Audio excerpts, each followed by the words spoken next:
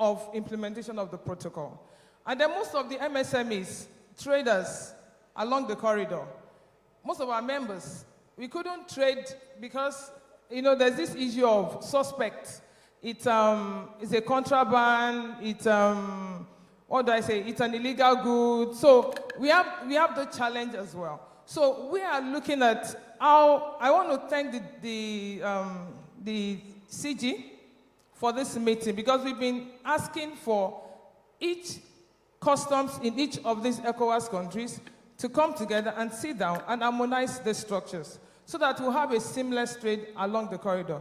And I'm happy. I hope all the ECOWAS customs are here, represented here, because I feel there should be another meeting, implementation meeting after this conference, such that when goods leave Nigeria, it doesn't, because we have Francophone border, we also have Anglophone borders.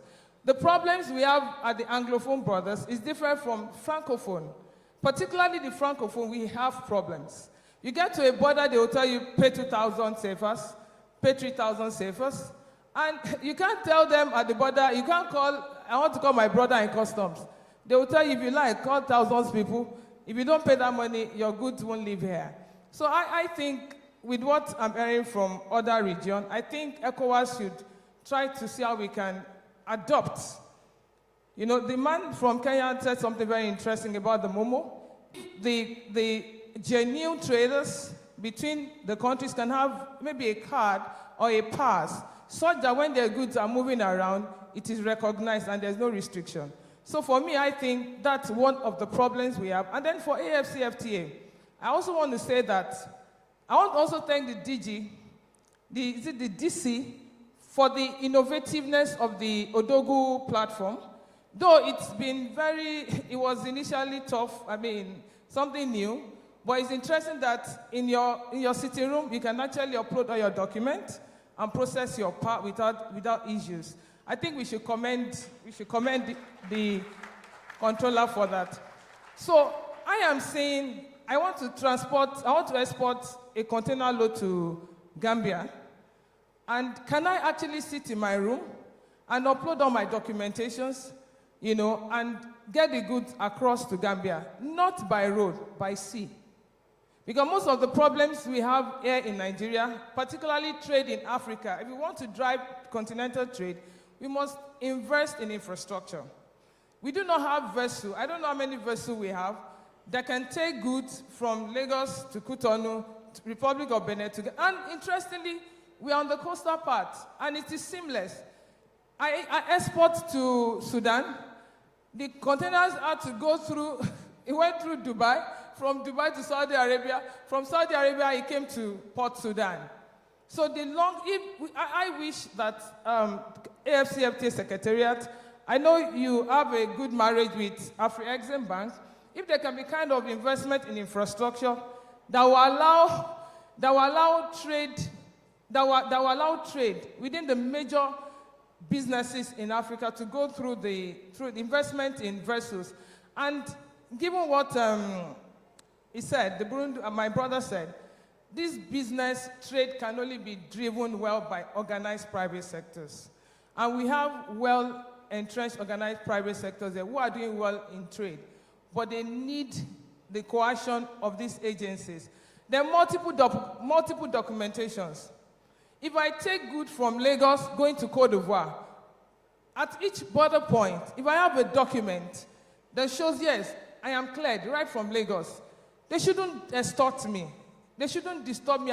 They shouldn't even ask me whether I speak French or English. My documentation, just like today's program, I'm also excited that this program has both French and English. If you turn to the other side, French is there. So if our documentations going to Francophone countries should have French information, so that at the border, even though I don't speak the language, they see on my documentation that I'm cleared. So I think ECOWAS customs that are here, they need to come together and begin to implement so that we can also have success stories like what is happening in Commercials and other regions. Thank you very much.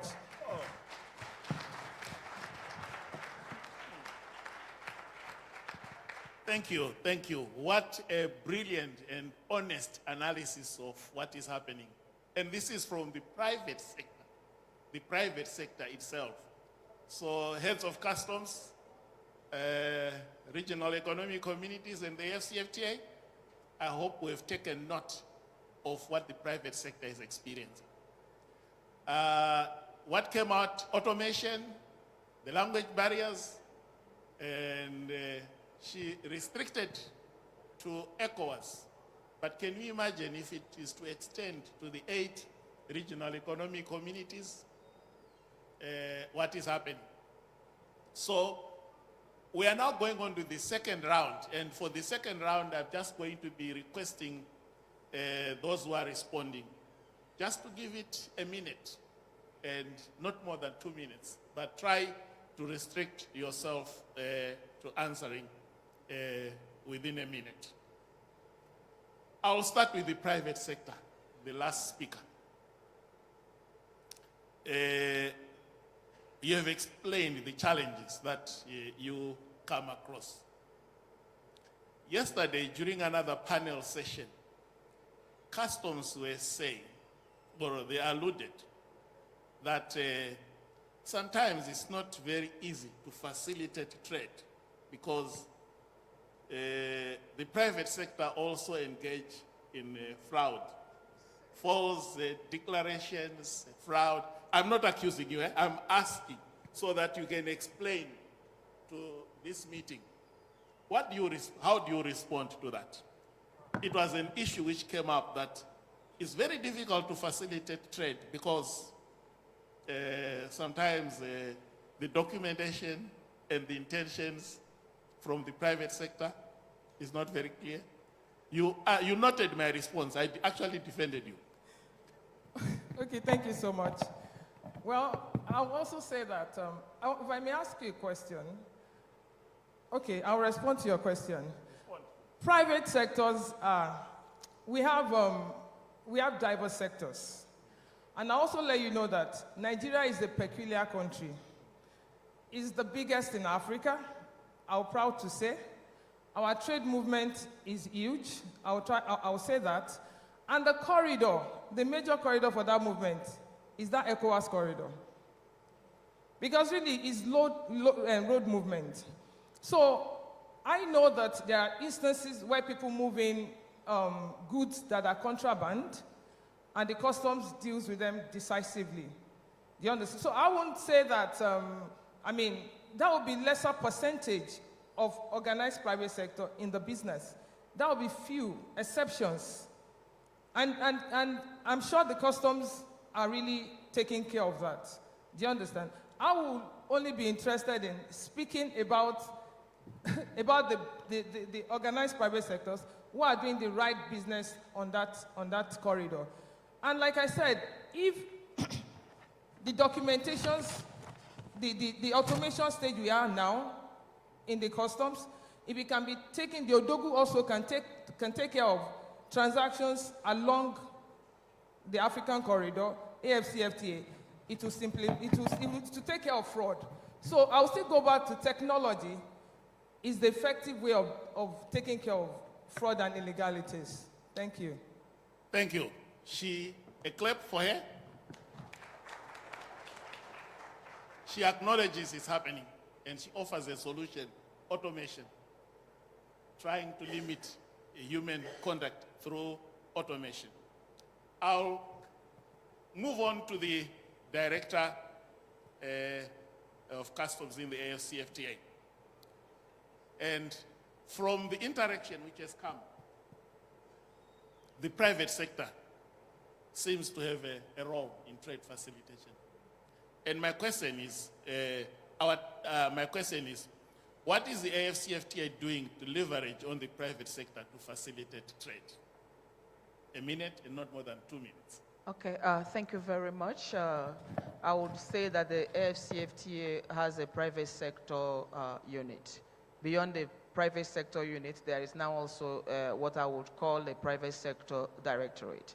The whole idea is then, how do we ensure that the users of the agreement, which is the private sector, that they are in line with the rights and obligations that they have under the AFCFTA. which is very important. There's a whole lot of also capacity building taking place. We try to build the capacity of the private sector. You know, it's a continent of about 1.2 billion people.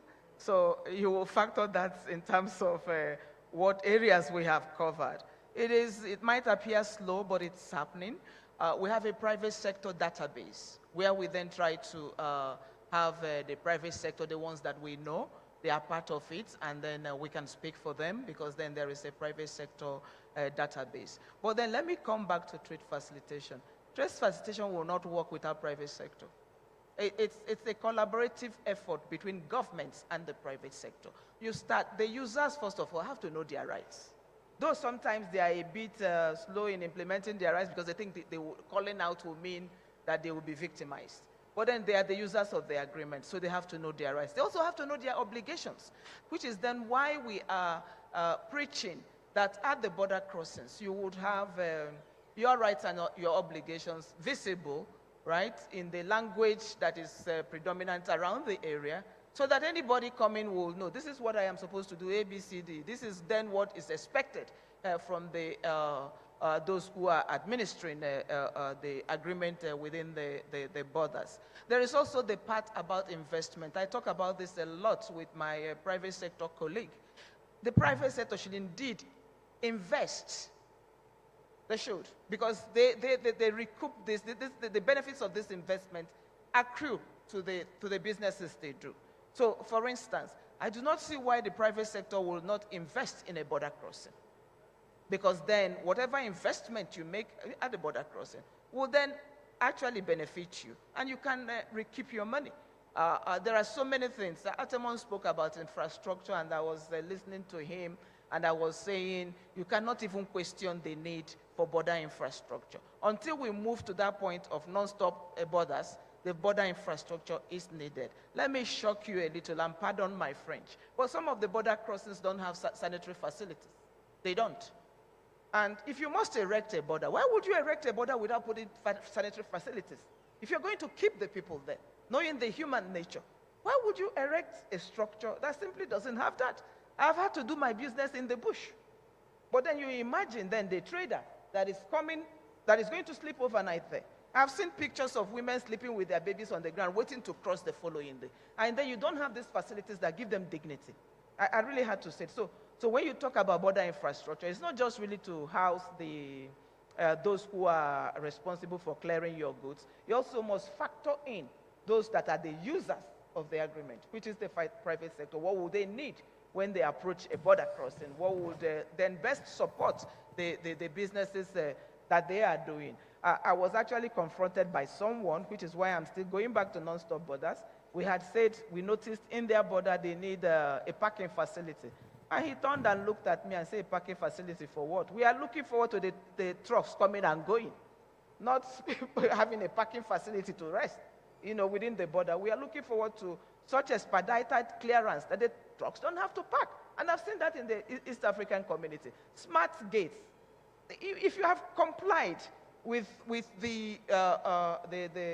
if you have complied with what is required of you, why must you stop at any other border before you get to your destination? So they've implemented smart gates. Once you come and then you show to the cameras that don't accept a puppy face, your document.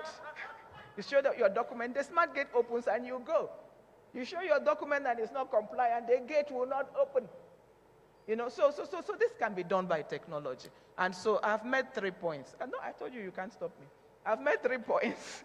One of the 3 points is that, one, the private sector involvement is critical. They are the users of the agreement. But their involvement is also required in terms of investment into some of this infrastructure that then will aid what they do. I've also made the people point that in terms of what we do, we must factor in the people point. Factor in the women. Factor in the women that come in with their children. Factor in that woman that is waiting at the border that will still have to go home and cook for her husband.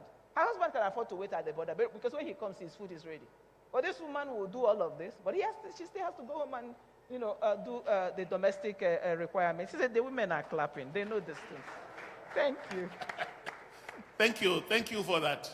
In fact, it has reminded me that, you know, under the AFCFTA, heads of our presidents approved and adopted one of another protocol on women and youth in trade,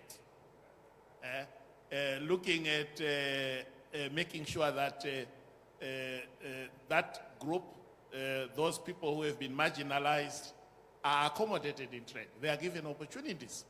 And one of the issues which is there,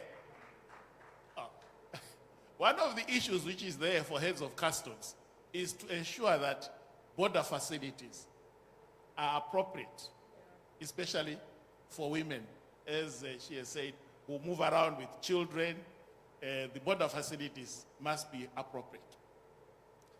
I'm coming on to Larry Lisa, Chief Manager, Trade Facilitation. You explained earlier on. My question to you is, what areas of infrastructure do you think need to be attended to? Apart from border infrastructure, what areas of infrastructure do you think need to be attended to in order to facilitate continental trade? Thank you.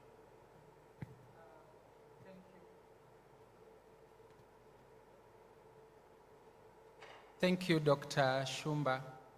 The areas of infrastructure that need to be attended to, in my mind, is quite a wild answer, is our minds.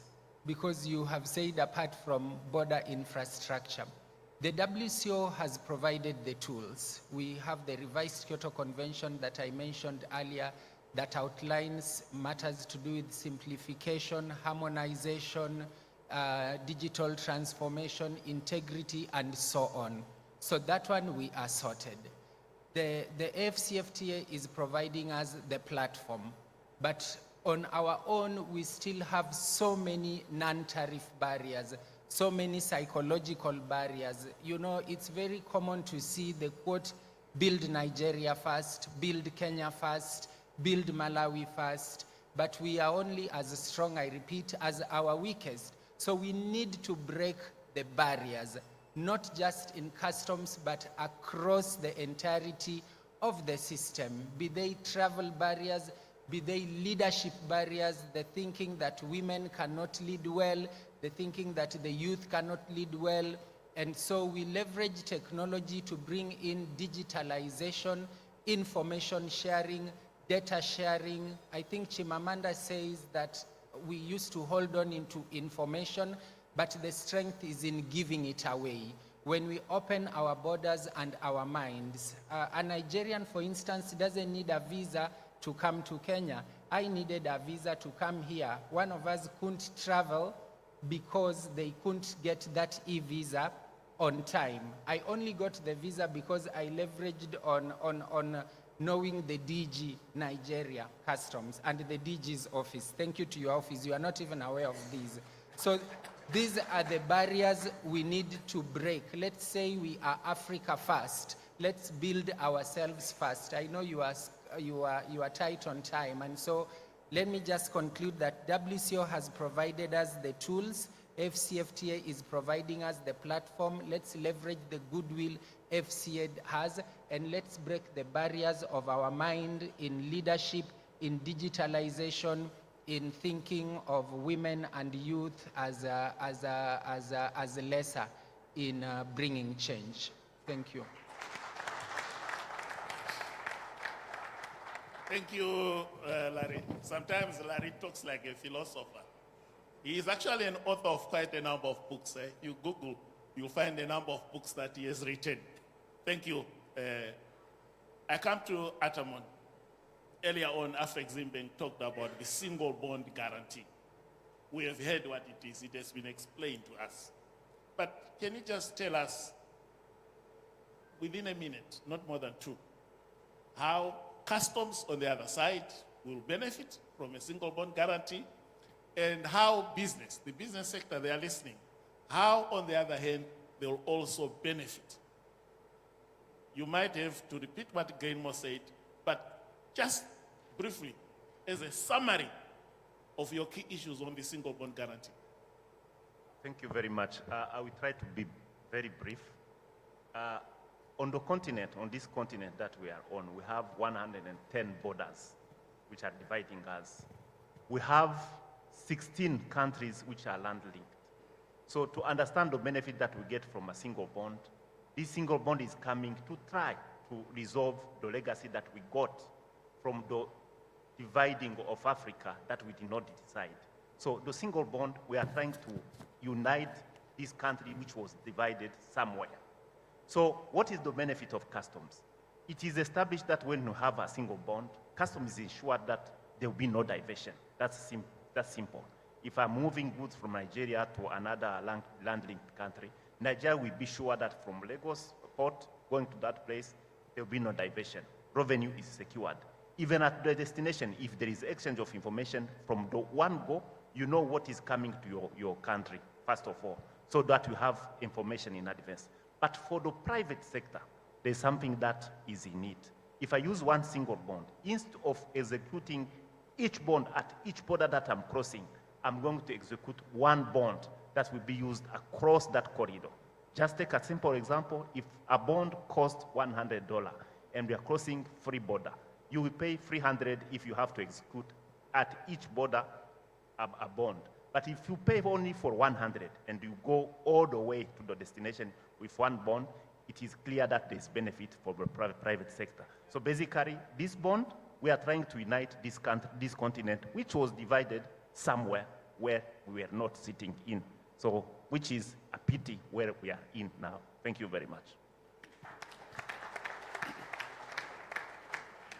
Very clear. Thank you, Atamon. Customs, there's something for you. The single bond is coming. Business, there's something for you. The single bond is coming. The final question now is to the DG of DRC. Mark, it's just one final question. Okay, We are okay. done. The final question, DG of Customs DRC. Thank you so much. Earlier on, you articulated what your administration is doing to facilitate trade. But having listened to the debate that has been going on, what additional areas, apart from the areas you mentioned earlier on, that you think customs need to work on? If possible, even you can personalize it to your own administration, that you need to work on in order to facilitate trade. One or two in a minute. Thank you.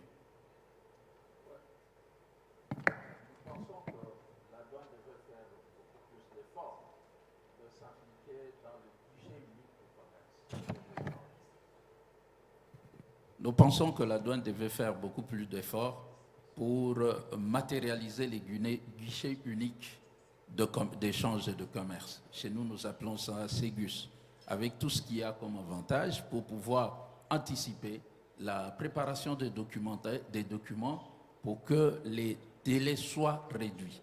Et je crois que cet élément, à travers les conventions internationales sous-régionales et autres, nous devions accélérer sur ce point-là. Voilà. Thank you. That brings to an end. Over to you, Mark. Thank you very much. Round of applause. Please remain seated. Please remain seated. Round of applause for our panel here. Dr. Shumba, we were supposed to have a keynote at the beginning of your panel, but we're going to have it at the end of the panel. So I want you all to sit and relax yourself, because I'd like to invite to round up, to put a red ribbon, a bow around what has been a wonderful present you've given us in terms of illuminating and accelerating trade facilitation and regional integration in Africa. For 5 minutes, we'll just have a very quick keynote. He is the Director Client Relations Anglophone West Africa Office for Afrexim Bank. Please welcome Peter Adeshola Olowoni. Let me say your last name again. Olowononi. That's what I said. Olowononi Gidi. Yes, thank you.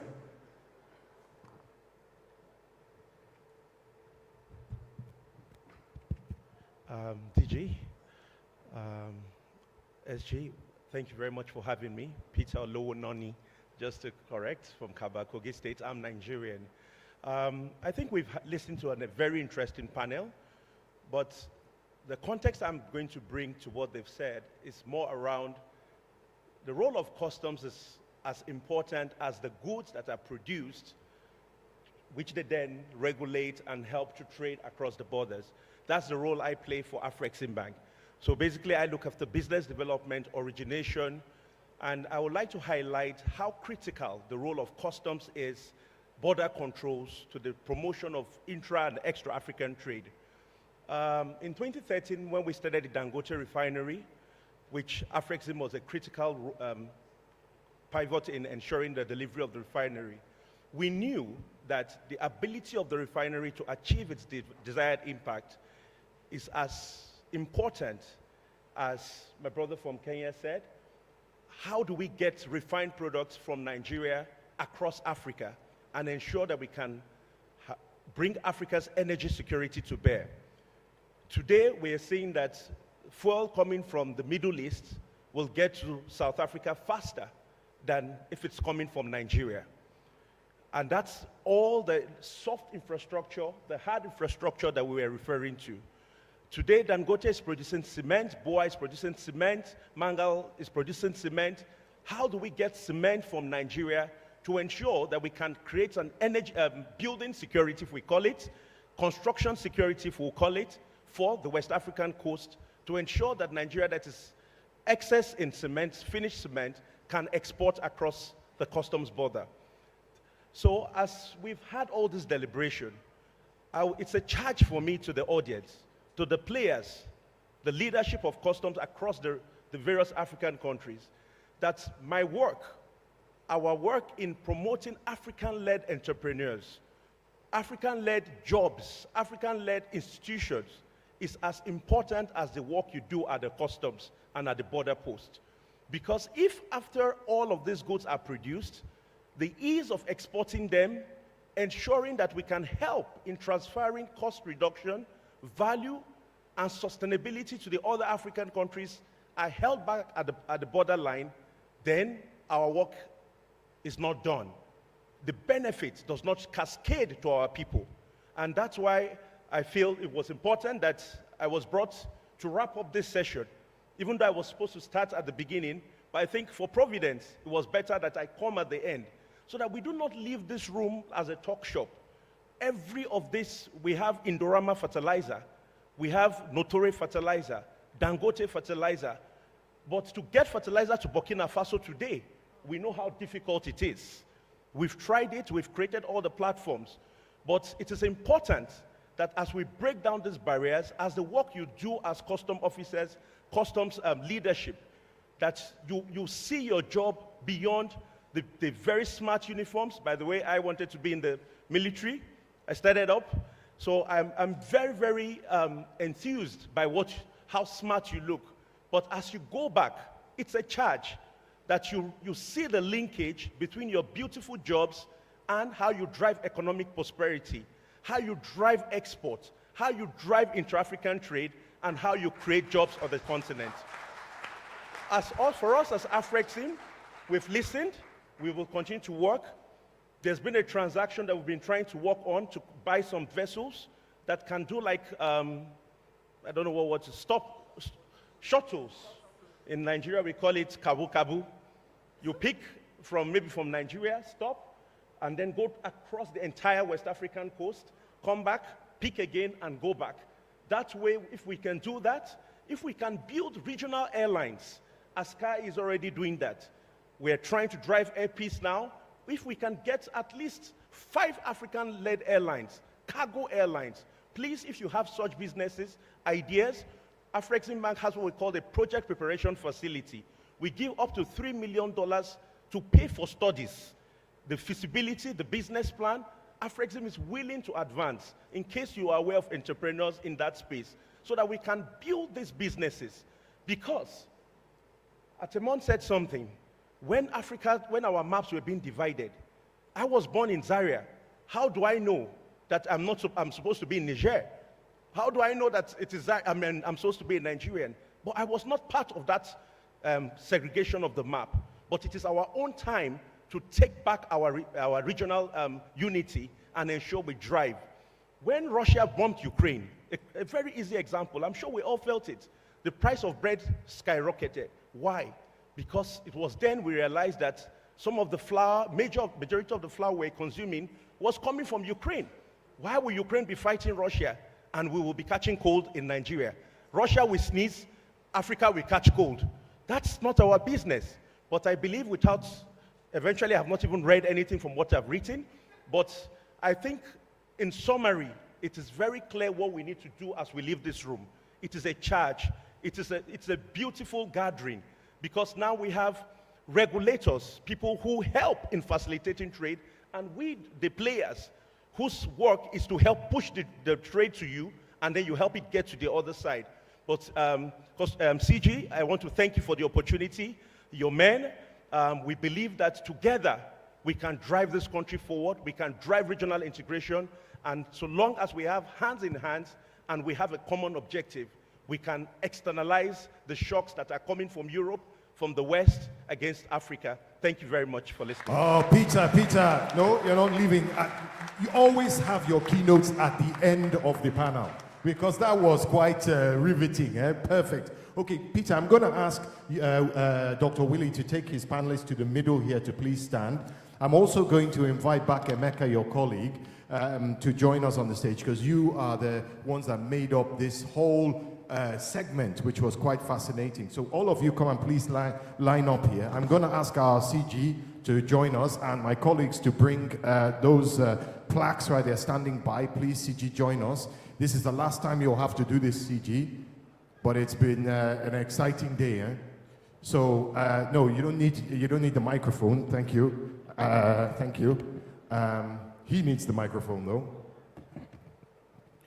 So we have the plaque standing by for your final panel. CG, you can have this microphone as well. Well, thank you all, panelists. We want to express our sincere gratitude to you all for the insights that you have provided, and most especially from my brother, the charges that you have given all of us. The charges is not just for customs, but indeed for all of us that are involved in the business of promoting economic integration in Africa. Thank you all, we appreciate it. And Larry, for full disclosure, is about the only, my brother from Kenya, who I know supports the same team that I support. I will not announce the team. But what we share in common is that if you support that team, you must have patience. And Larry is a very patient person. We all know what you're talking about.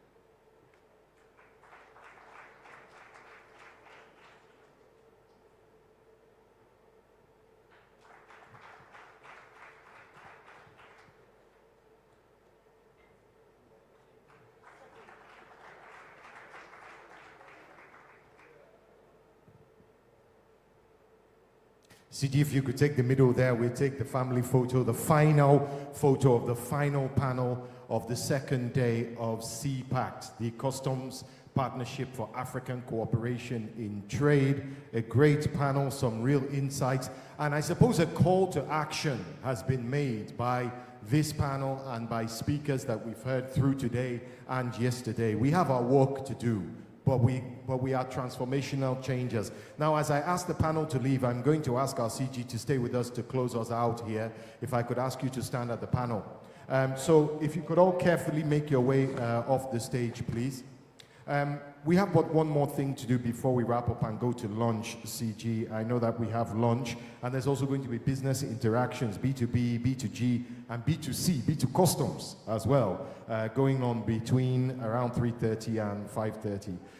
All that's left really is for me to hand the floor over to you to give something of an endorsement to C-PACT and tell us something about the objectives. Please, 1 second. This is the final and last thing that takes us to the finishing line. Correct me if I'm wrong. What happens next is that C-PACT is officially launched at the next heads of governments, or heads of customs meeting at the AFCFTA. So there's still some things to be done. So I'm going to leave it for you to wrap us up on the objectives and the steps forward. Take it away, sir. All right. Thank you very much, Mark. And Mr. Moderator, thank you very much for the wonderful job you have done. When next you are given an assignment to moderate a panel, ensure that your boss is not one of the panelists. Okay, we've had a good time in the last 6-7 hours or thereabouts, and I guess it was a good decision that we make this change so that we can have an early break. Some of us might be traveling, and we just felt that we could have our lunch and rest, and those who are traveling could head back to the airport. We want to wish all of those traveling, we want to wish them journey mercies. But of course, we also want to let those who are not traveling know that as Liverpool supporters, they shall never walk alone. We will create an informal platform for you this evening. And one of my DCGs will be communicating the details to you. It's going to be an informal meeting. We always call it work group, so that we have something to fill up the evening later in the day. The task that has been given to me is better done by all of us, because I see it as a collective commitment on the part of all of us that have participated in the discussions.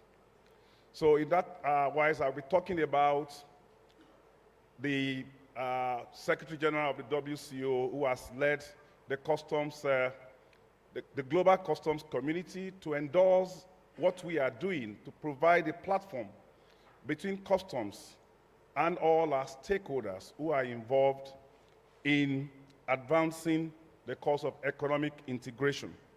We're also talking about the heads of all our regional blocks, the vice chairs from our region, from ESA, from MENA, and from WCA. We are talking about all heads of customs who are here. We are talking about the Secretariat of AFCFTA. We're talking about Afrexim Bank. We're talking about our distinguished private sector operators. So it is for all of us. Do we have it now? Okay. I've just been told that what the back team does when we have this kind of conference is to provide some analytics to see how we are fared. Yes, I made some reference to this in my opening statement yesterday. We have a total of 472 persons, those who registered. We know that yesterday we were actually more than 500, but for those who registered to participate, 472, about half of them were from the private sector, and we are really very happy about the fact that this initiative has received an overwhelming interest from the organized private sector. We have private companies, 177 of them, non-governmental organizations, 42. Of course, the media, they were also interested.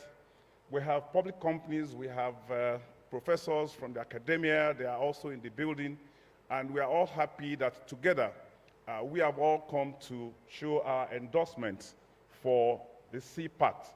So by all means, very modest ambitions that we have set for ourselves, but we're happy with the analytics that this is an idea whose time has come.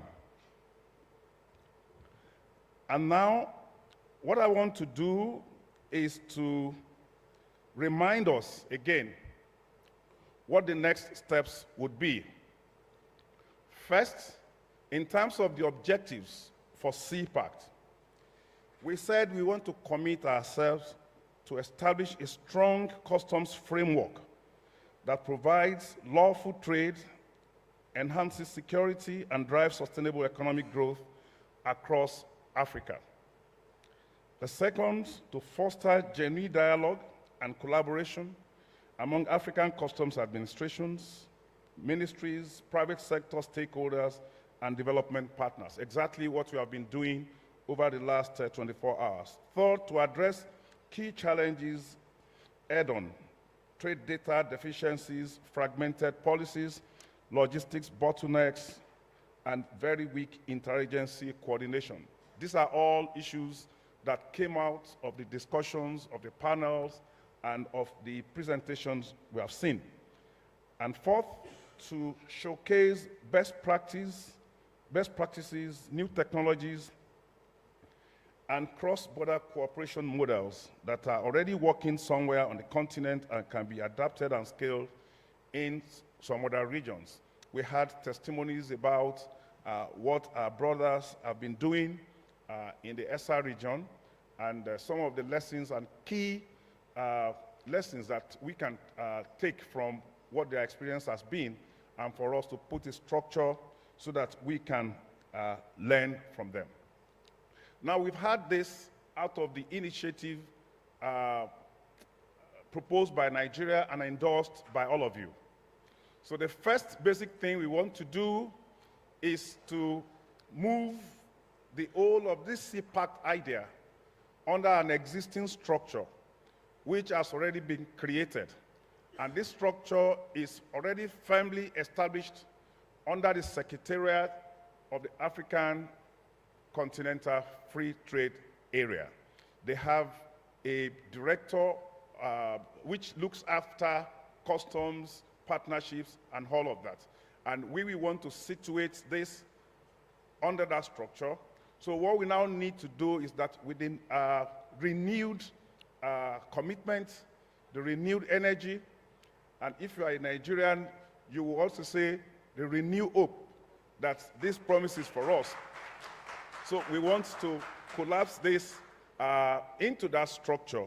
And what we'll be looking forward to is that the next PACT summit or outing would be held under the auspices of ACFTA at whatever destination they want us to go. The second is that I saw some very nice low-hanging fruits here from the presentations that we had today from Afrexim Bank. The ATG holds particular interest for all of us, and the conversation, what I heard from my colleagues in the customs is that these are things that are really very workable. I've heard the presentation a number of times before in Cairo, in Kigali, but hearing this presentation today, it occurs to me that the next step should be for us to set up teams that will work together and see how we can quickly integrate this into our various systems that we are using to process customs declarations.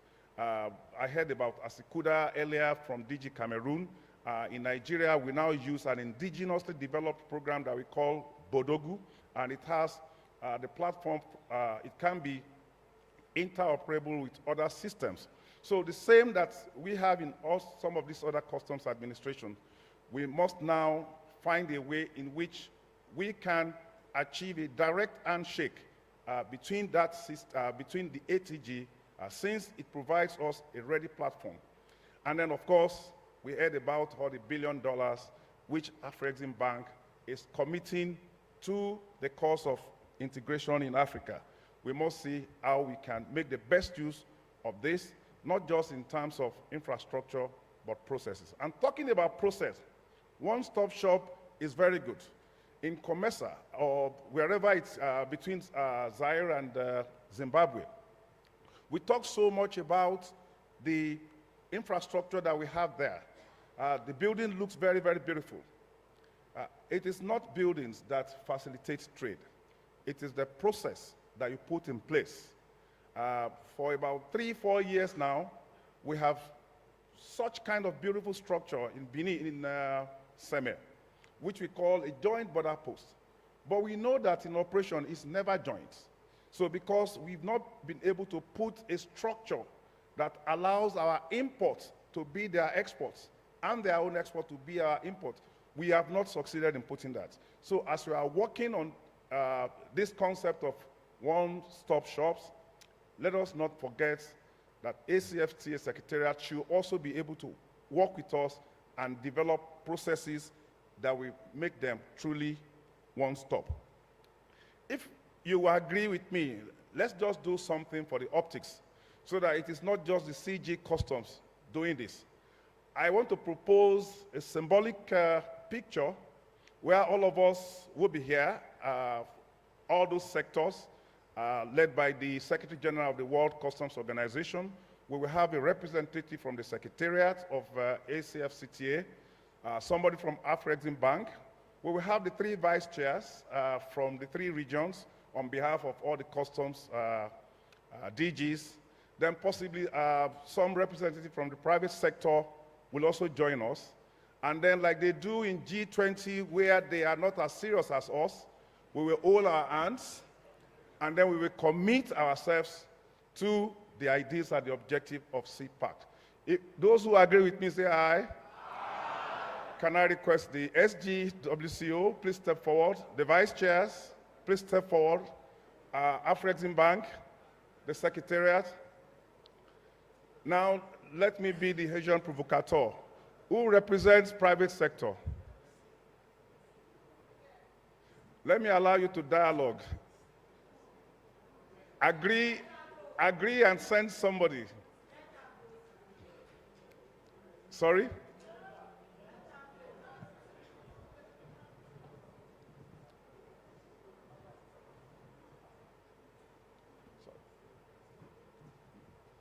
Yes, Morocco to represent Benin.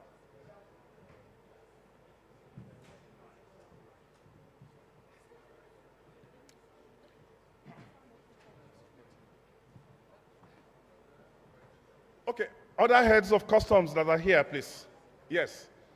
Other heads of customs, please join us.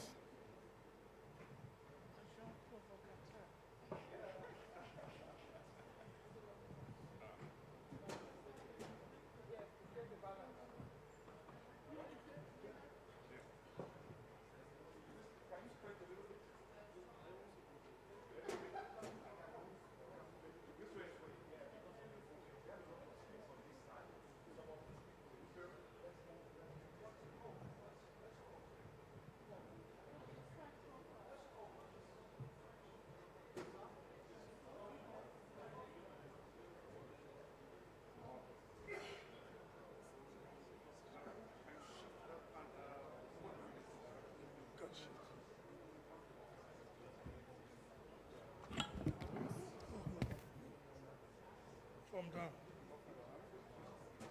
From down, you can push it. Okay. It's connect. Yeah, it's connect. We have been asked to move it. Thank you.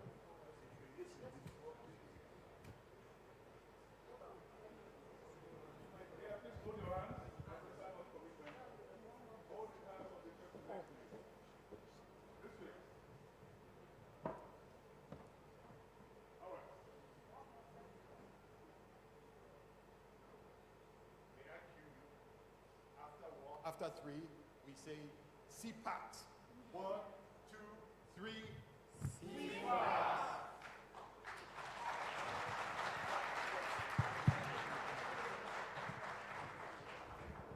Thank you so very much. May God bless us all. Thank you. CG, I wanted to show you my screensaver just to know that you are not alone. Yeah? Look at that. Liverpool Football Club supporter and myself. I didn't know that you were, but you will never walk alone, sir. You will never walk alone. Okay, so, and you will never eat alone either, because we are going to go to lunch now. We still have a full day tomorrow, so please be back here bright and early for the final penultimate day and then the grand closing. But for now, we are going to have lunch, and this is the way it will work. So if I can have your attention. The first row, the second row, and the third row, all are invited to go to the Buka restaurant in the main building. For all of our other honorable and respectable members here, you have an easier go because your food is closer. You just go up the stairs and it is all waiting for you up there. So the first 3 rows, please, to the Buka restaurant, and then all the other rows upstairs, your food is waiting for you. Have a good meal and see you later.